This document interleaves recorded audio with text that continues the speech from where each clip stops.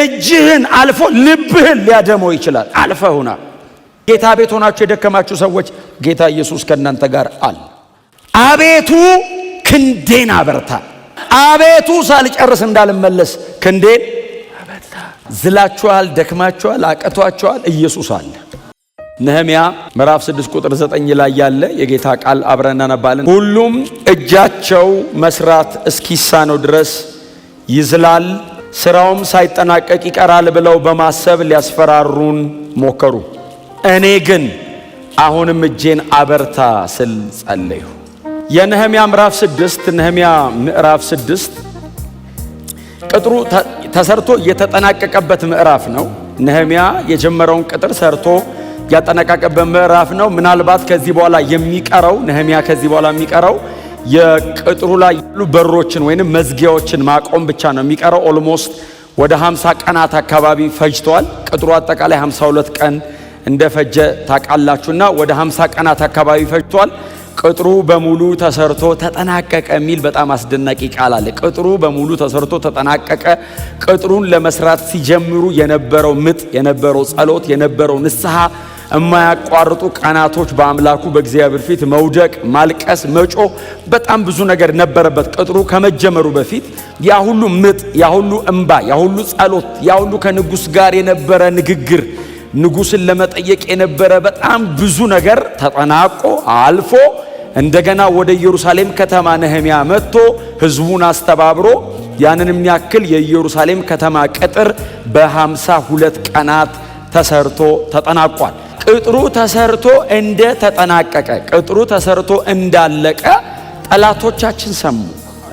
ቅጥሩ ሊጀመር ሲል ሰምተዋል። ቅጥሩ ሊጀመር ሲል ሰምተው እንዳይጀመር እንዳይሰራ ጦቢያ፣ ሰንበላጥና አረባዊው ጌሳም በጣም በተቻላቸው መጠን በፕሮፓጋንዳ በንግግር በጣም በብዙ መንገድ ትጥቁን ሊያስፈቱ ታግለውታል።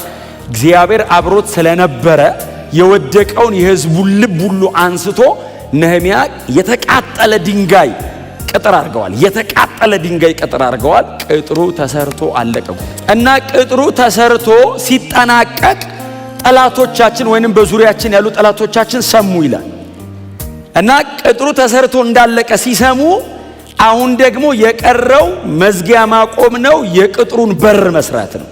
ቅጥሩ ተሰርቶ ቢያልቅም በሩ ካልተገጠመ በጣም ደግሞ ሌላ ራሱን የቻለ ትልቅ ቻሌንጅ ነው እና ይሄንን ልናደርግ እንደሆነ ደግሞ ሰሙ። በሰሙ ጊዜ እንደገና ደግሞ ተነሱ ይላል። አሁን የቻሉትን በሙሉ ሞክረው አቅቷቸዋል። ከዚህ በኋላ የቀራቸው ነህምያን የሚያስቆሙበት መንገድ መንፈሳዊ ተግዳሮት ብቻ ነው። ቁጥር 10 ጀምሮ አንድ ቀን ቤቱ በላዩ ላይ ተዘግቶበት ወደ ነበረው ወደ መሄጣቤል ልጅ ወደ ድልያ ልጅ ወደ ሻማያ በጣም ፌመስ ነው መጽሐፍ ቅዱስ ላይ ሄዱ። እርሱም ሰዎች ሊገድሉ ይመጣሉ፣ በእርግጥም በሌሊት ሊገድሉ ይመጣሉ፣ በእግዚአብሔር ቤት ባለው በቤተ መቅደስ ውስጥ እንገናኝ፣ የቤተ መቅደሱን በሮች እንዝጋባቸው አለኝ። ለምንድን ነው ይሄንን የተናገረው?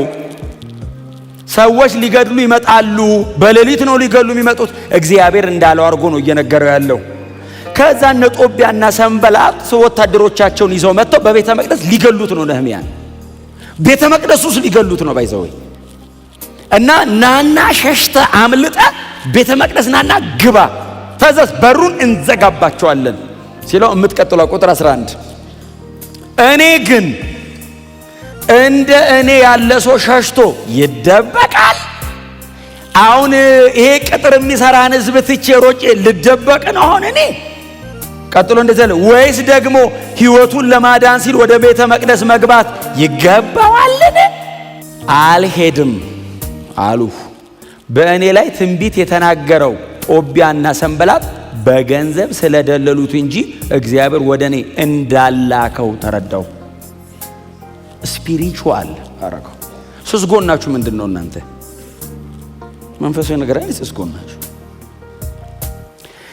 ሮጣ አምልጥ፣ ቶሎ ብለህ ተደበቅ፣ በር ዝጋ ይልሃል ቤተ መቅደስ ውስጥ ስትባሉ። ለዛው ቤተ መቅደስ ነው ናና ሽሽ የተባለው። ግባና በር እንዝጋ ቤተ መቅደስ። ምን አቁመህን ያሉት? ቅጥር መስራት አቁም ተው። እየሰራ ብትገደል ሲሉት ነህምያ እንደዚህ ያለ እንደኔ አይነት ሰው ሮጦ ይደበቃል? እንደኔ አይነት ሰው ሸሽቶ ይሰወራል? አዎ ከገደሉኝም ቅጥሩን እየሰራሁ ልሙት። የቤተ መቅደሱ ባለቤት ነው ቅጥር ስራ ያለኝ። ቀጥሎ እንደዚህ ያለ እያወራ እያለ ዲዘርን እኮ ነው ያደረገው። ዲዘርን አደረገው ታውቃለህ። እያወራ እያለ እግዚአብሔር አላከህም አለው። ይኸውልህ አለው መቼስ እግዚአብሔር አይናችሁን ይክፈት። አንተንማ እግዚአብሔር አላከህም። ጦቢያና ሰንበላት ከኋላ እንደውም አያቸዋለሁ አለው። ንግግር መሃል ገንዘብ አያለው አለው። ተገዝተህ ነው እንዴ? የእግዚአብሔር ሰው በገንዘብ ተገዝቶ የእግዚአብሔርን ሰው ሊያስገድል መቼም የእግዚአብሔር የሆነው ነገር ሊገባቸው አይችልም። እነዚህ ሰዎች ታርጌታቸው ነህምያን ማስገደል ብቻ ሳይሆን ነህምያን ቅጥሩን እንዳይሰራ መከልከል ነው። ኢየሩሳሌም ተመልሳ መቆም የለባትም። ቤተ መቅደሱ መሰራት የለበትም። አምልኮተ እግዚአብሔር መቅረብ የለበትም። እኛ ባሪያ አርገን ይዘናቸዋል፣ ማምለጥ የለባቸውም ነው ጉዳዩ። ነህምያ የሚባል ግለሰብ መግደል ብቻ ሳይሆን የአባቶቻቸው ከተማ እንዳይሰራ፣ ቤተ መቅደሱ እንዳይገነባ፣ አምልኮተ እግዚአብሔር እንዳይጀመር ነው ጉዳዩ። የኪንግደም ነው። ይህንን አንደርስታንድ ማድረግ አለባችሁ።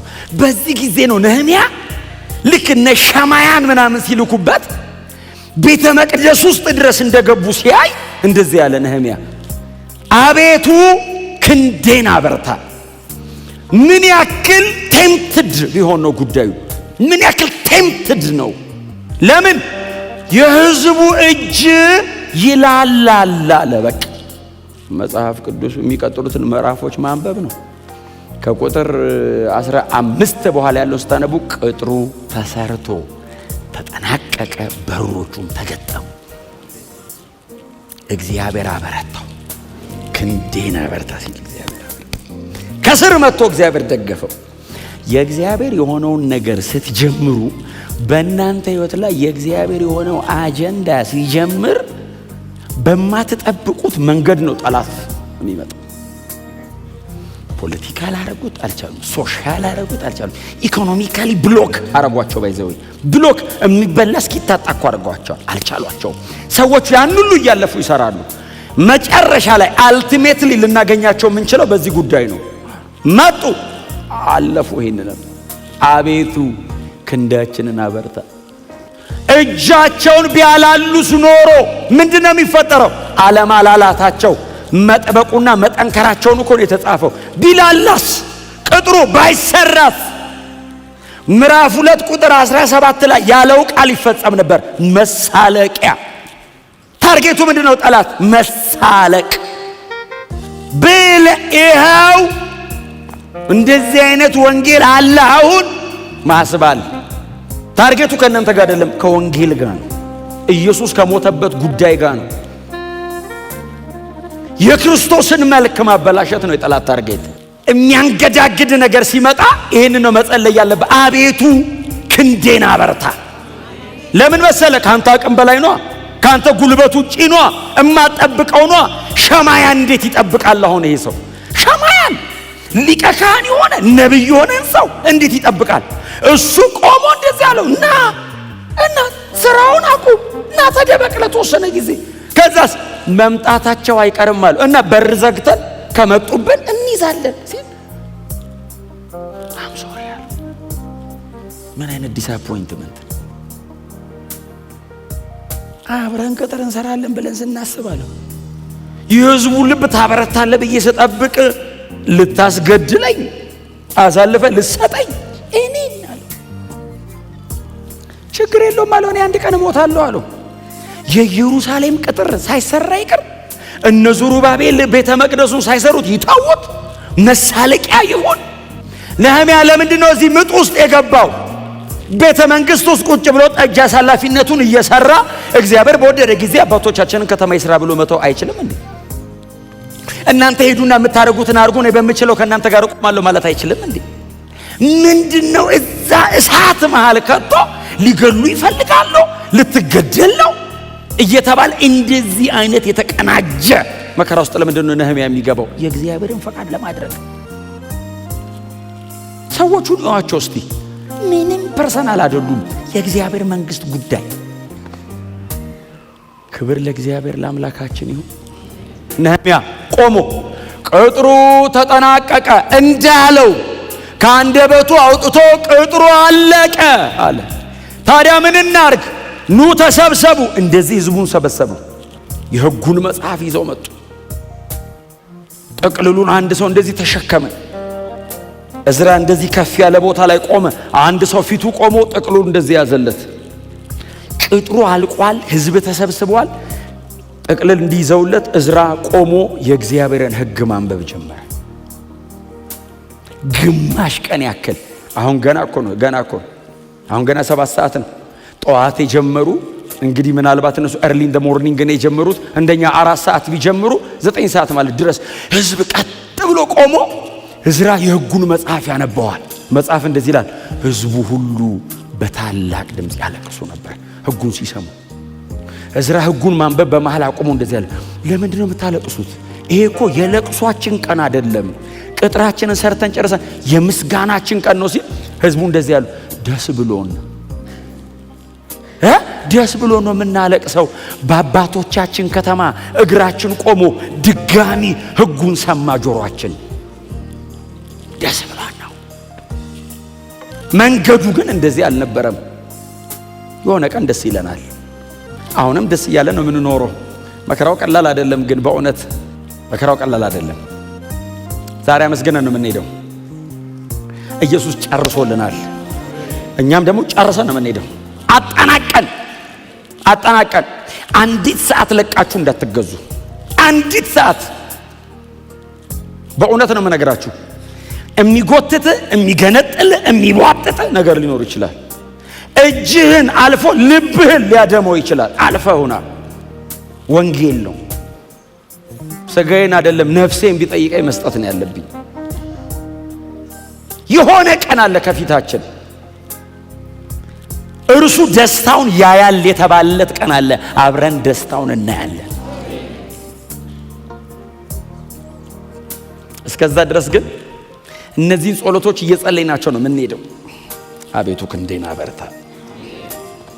የሆነ ቀን አንተ ሮጠ ልትሄድ ትችላለህ። የሆነ ቀን አትችልም መሮጥ እና አቤቱ። ይሄ እኮ ጸሎት ነው እንዴ? ጸሎት እኮ አይደለም ይሄ። ነህምያ ይሄንን ያለው ባይዘ ተንበርክኮ የሆነ ቦታ ተደብቆ አይደለም፣ ቆሞ ነው። ቅጥሩን እያየ አቤቱ ያንተን ስራ ነው እየሰራው ያለው ታለው። ክንዴን አበርታው። ለምን ሳልጨርሰው ወደ አርጤክስስ እንዳልመለስ። የተወሰነ ቀን ነው የሰጠው ባይዘው ሰውየው። ይሄን ያህል ቀን ወሰነልኝ ይላል። በዚህ ጊዜ ጨርሰና አለ። እሺ ንጉሥ እመለሳለሁ እና አቤቱ ሳልጨርስ እንዳልመለስ ክንዴን አበርታ። የእግዚአብሔርን ስራ ሲሰራ የእግዚአብሔር ሰው ሙሴ ትዝ ይላቸዋል። እስራኤል ከአማሌቅ ጋር ስትዋጋ እግዚአብሔር መጣና እንደዚህ ያለው ሙሴ ያለው አቤት አለ፣ እጅህን ስታነሳ አማሌቅ ይሸነፋል፣ እጅህን እንዲህ ካረክ ደግሞ እስራኤል ይሸነፋል። ዲያራ እግዚአብሔር ሲለው አይ በቃ እንደዚህ ያርጋለሁ። ሲደክመኝስ አንተን ከደከመ እስራኤል ይወድቃል አለ። ከዛ እንደዚህ ያለ ሞከረ። ክንዱ ዛለ ይላል። ቀጥሎ ወገቡም አልቻለም። በዚህ ጊዜ ማናቸው? አሮንና ሆር ሁለቱ መጡ። ያኛው ካህን መጡና ናሙሴ ያሉት ወሰዱና ይላል አይደል፣ አለት ላይ ያስደገፉት ይላል። ለወገቡ አለቱ ጥሩ ነው። እናንተ ማዛመዱን ስሩት አለት ምናምን ብሎ ጳውሎስ ኢየሱስ ብሎ አለቱን አስደገፉት ይላል። ቀኝና ግራጁን ደግፈውት ቆሙ ይላል። መጽሐፍ እንደዚህ ይላል፣ እስራኤልን ፈጽማ ድል አረገች። ሙሴን የጮኸው ጮት እሱ ነው አይደል? እግዚአብሔር ሆይ ኢያሱ ተዋግቶ ድል አረገ ይላል። ክንዴን አበርታ እኮ ነው አይደል? ዛለ ክንዴ አለ። አዎ ምን ያህል ሰዓት እንደዚህ ላረግ እችላለሁ? እግዚአብሔር ሆይ አባቶቻችን በሙሉ ይሄንን እየጸለዩ ነው የመጡት። የእምነታችን ራስና ፈጻሚ ሆኖ ክርስቶስ ይሄንን ጸሎት ጸልዮታል። አባት ሆይ እባክህ ሲለው ኢየሱስ የሚያበረታው መልአክ ተላከለት ይላል። ከኢየሱስ በኋላ ደግሞ አንድ ሰው ሁለተኛ ጢሞቴዎስ ምዕራፍ 4 ላይ ሐዋርያው ቅዱስ ጳውሎስ ብቻዬን ቀረው፣ ሁሉ ትተውኝ ሄዱ፣ እግዚአብሔር ሆይ የቀሩትም ደግሞ ሊገሉኝ ነው ሲል ጌታም ባጠገቤ ቆሞ አበረታኝ። አቤቱ ክንዴን አበርታ ስትል ጌታ ኢየሱስ ክርስቶስ እችን ጸሎት ጸልያት ስለሚያውቅ ይመጣል አጠገብህ። ይህንን መንገድ እኔም ሄጄዋለሁ ና ይላል። እጅን እንደዚህ እንኳን በወንጌል ጉዳይ ይቅርና በግል ጉዳያችን እንኳን እኮ አይተውና ወንጌል እኮ እሱ ነው። ወንጌልም የራሱ ነው። በግል ጉዳያችሁ እኮ ለጠላቶቻችሁ አሳልፎ አይሰጣችሁ። ክብር ለኢየሱስ ይሁን። አዳኛችን ከኛ ጋራ ነው። የምትነግዱ ሰዎች፣ ስራ የምትሰሩ ሰዎች፣ በተለያየ ቦታ የምታስተዳድሩ፣ በአገር ደረጃ ትልልቅ ቦታ ላይ ያላችሁ ሰዎች አይኖ መንገዱ ቀላል እንዳልሆነ ክንድ የሚያዝል ጉልበት የሚያሳጣ ሲስተሙ ያለው ነገር በሙሉ አቅም የሚያሳጣ ቢሆንም እቺን ጸሎት ግን እኛም እንደ ነህምያ እንጸልያታለን። እኔ መውጣት አልችልም፣ እኔ መሮጥ አልችልም፣ እኔ ማሸነፍ አልችልም እና ያይዟለን። አቤቱ ክንዴን አያውን እበረታለሁ ብቻ አይደለም አበርታኝ። ይሄ ጩኸት ነው፣ ምጥ ነው፣ ልመና ነው፣ ጸሎት ነው፣ ሁሉም ነገር ነው። ይሄ አያቸውን እንትኑ አጭር ነች አይደል? ንግግሯ በጣም አጭር ናት፣ ግን ሁሉንም ነገር ጠቅለላ ምጮህ ናት። እየጎተቱ የሚያሰቃዩትን እየተሰራ ያለውን ቅጥር እየተባበረ እየሰራ ያለውን ህዝብ ሁሉ የሚጠቀልል ምጥ ነው ያማጠው። ክብር ለኢየሱስ ይሁን። ዝላችኋል፣ ደክማችኋል፣ አቀቷችኋል፣ ኢየሱስ አለ። በጌታ ቤት ሆናችሁ የደከማችሁ ሰዎች ጌታ ኢየሱስ ከእናንተ ጋር አለ።